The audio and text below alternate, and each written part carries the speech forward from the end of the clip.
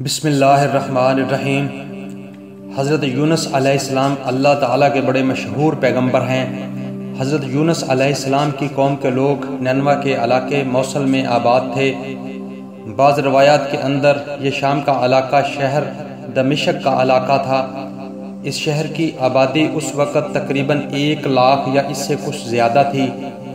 حضرت یونس علیہ السلام کی قوم کے لوگ بت پرستی اور کفر شرک میں مبتلا تھے۔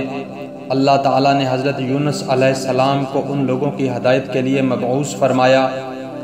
حضرت یونس علیہ السلام نے اپنی قوم کو ایمان لانے کی دعوت دی اور انہیں بت پرستی چھوڑ کر ایک رب کی عبادت کرنے کا حکم دیا، لیکن قوم نے انکار کیا۔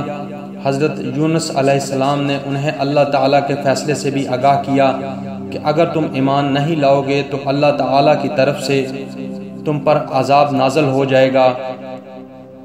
قوم کے مسلسل انکار کرنے کی وجہ سے حضرت یونس علیہ السلام نے قوم کے لیے اللہ تعالیٰ سے عذاب کی دعا فرمائی، لیکن اللہ تعالیٰ نے حضرت یونس علیہ السلام کو اور صبر کرنے کا حکم دیا۔ حضرت یونس علیہ السلام اپنی قوم سے ناراض ہو کر شہر سے باہر چلے گئے۔ جب قوم نے حضرت یونس علیہ السلام کو شہر میں موجود نہ پایا تو قوم خوف میں مبتلا ہو گئی۔ وہ کہنے لگے کہ اب ہم پر عذاب ضرور آئے گا، جس کا حضرت یونس علیہ السلام نے ہمیں بتایا تھا۔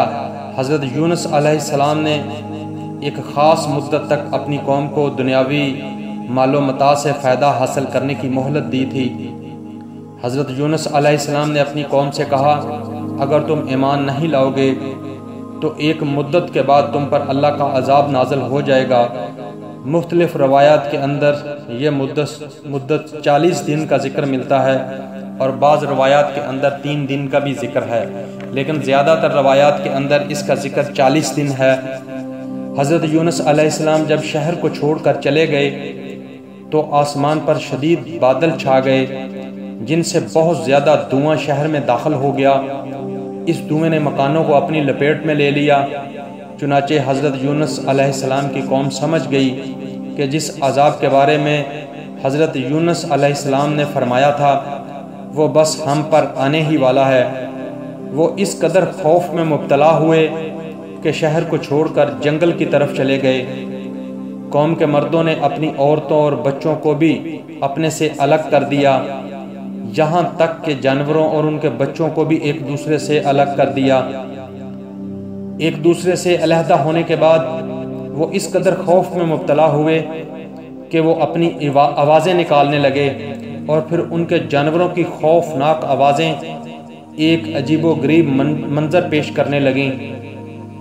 حضرت یونس علیہ السلام کی قوم کے لوگ، مرد اور عورتیں اور بچے، سب کے سب اللہ تعالیٰ کے حضور اپنی بے بسی اور عاجزی کا اظہار کرنے لگے اور رو رہے تھے اور اللہ تعالیٰ سے عرض کر رہے تھے کہ اے اللہ تعالیٰ، ہم تجھ پر اور تیرے نبی یونس علیہ السلام پر ایمان لاتے ہیں، ہم اپنے گناہوں کی معافی طلب کرتے ہیں۔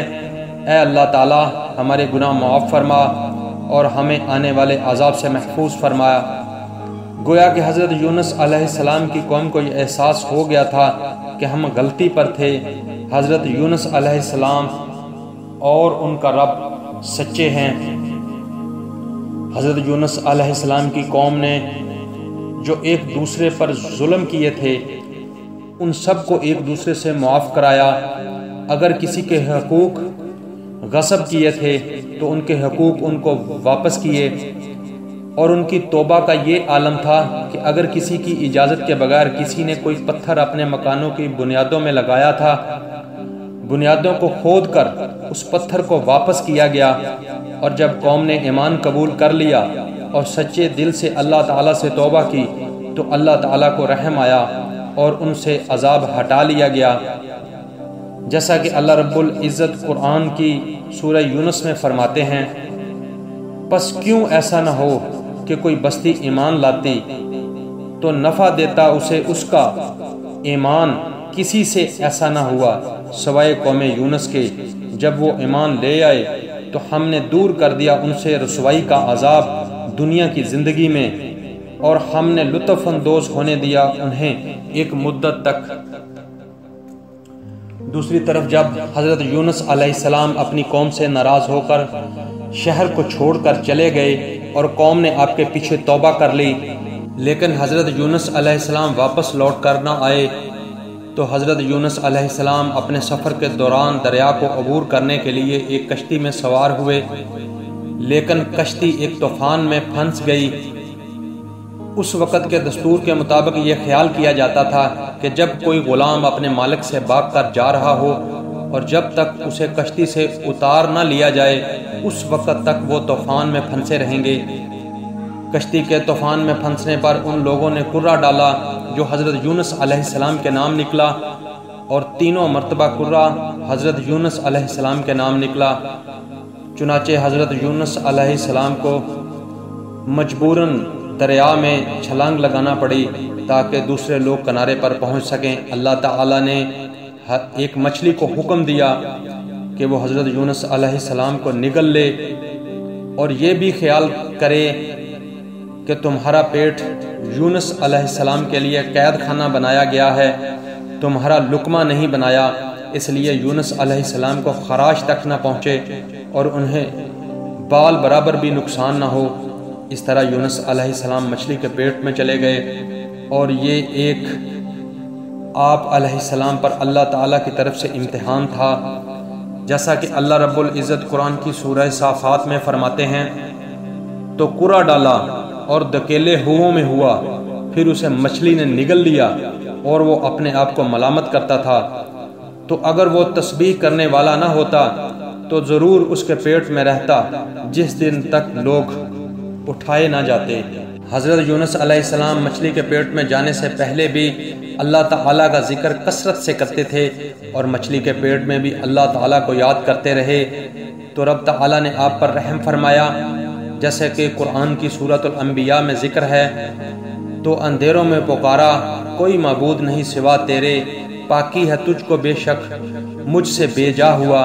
حضرت یونس علیہ السلام دریا کی تاریکی، رات کی تاریکی اور مچھلی کے پیٹ کی تاریکی میں تھے۔